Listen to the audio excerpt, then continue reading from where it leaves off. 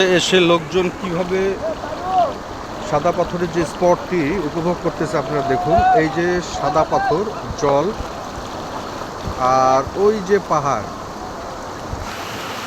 ওই পাহাড়টা হচ্ছে আপনার ইন্ডিয়া।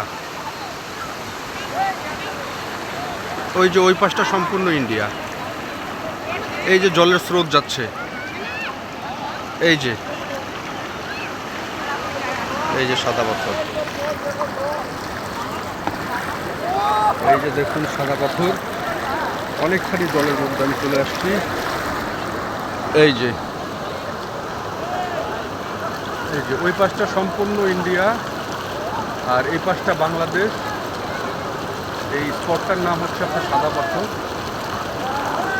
স্বচ্ছ জল, একদম স্বচ্ছ জল,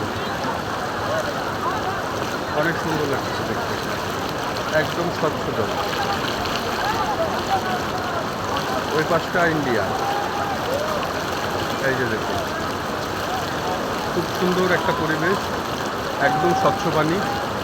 আমি ইতিপূর্বে কক্সবাজার থেকে ঘুরে আসছি, কিন্তু কক্সবাজারে লোনা পানি, আর কক্সবাজারে অনেক ভয়ঙ্কর ঢেউ আসে।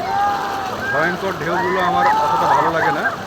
তবে সিলেটের যে সাদা পাথর, এই বিশেষ করে সিলেটের যে বিভিন্ন স্পট, এগুলো আমার অনেক পছন্দের।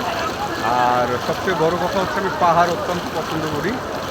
পাহাড় দেখতে আমার খুব ভালো লাগে। আমি কাজের অবসরে চলে আসি পাহাড় দেখতে, এই জল দেখতে এবং পাথর দেখতে। এই যে দেখুন, এই যে